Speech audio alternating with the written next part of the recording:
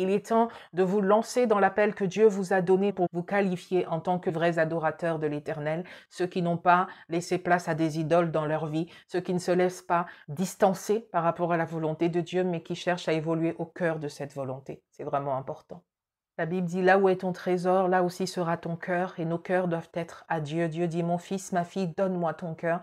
Donc nos cœurs doivent être à l'Éternel, sans aucune réserve. Il s'agit de se rendre et se tenir prêt pour participer aux noces de l'agneau. On l'a dit, on se prépare pour les événements qui sont importants. On s'arrange pour être vraiment sous son meilleur jour, à son avantage, pour honorer la personne qui nous lance l'invitation, pour honorer cet événement. Se rendre et se tenir prêt pour participer aux noces de l'agneau, c'est s'attacher à la sanctification.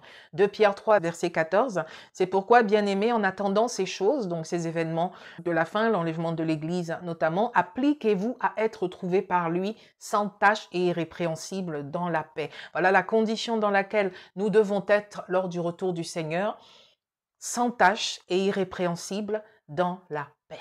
Quand ce verset nous dit de s'appliquer à être trouvé par lui sans tache, c'est le terme aspilos et cela signifie immaculé. C'est dans le sens métaphorique irréprochable, sans vice et non souillé.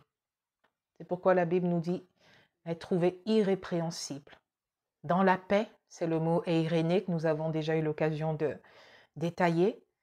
Il s'agit d'un état de tranquillité, exemple de rage, de ravage, de guerre. Ça fait référence à la paix entre les individus, l'harmonie, la concorde, mais aussi la sûreté, la sécurité, la prospérité. Ça fait aussi référence à la paix du Messie, le chemin qui conduit à la paix. Et pour les chrétiens, l'état tranquille de l'âme assurée de son salut à travers Christ, qui ne craint rien de Dieu. L'état tranquille de l'âme assurée de son salut par la foi en Jésus-Christ et qui ne craint rien de Dieu et se contente de son sort terrestre. L'état béni de l'homme juste et pieux. Tous ces éléments-là sont vraiment à traiter dans ce temps de préparation.